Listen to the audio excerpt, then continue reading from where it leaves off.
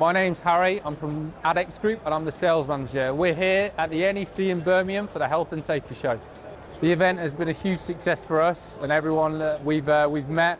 It's been great to spread awareness, understand some people's issues that they have, booking some appointments to come out to their sites, visit their sites firsthand with their staff, talking about the training that we can offer, the monitoring, and obviously the equipment and the after sales.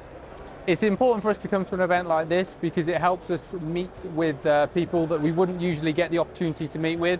It helps spread the awareness on the matter of dust and the environment of people are working in and the precautions that need to be taken to help resolve those issues. We've met with people from all industries, from colleges to sawmills to food manufacturers and everything in between.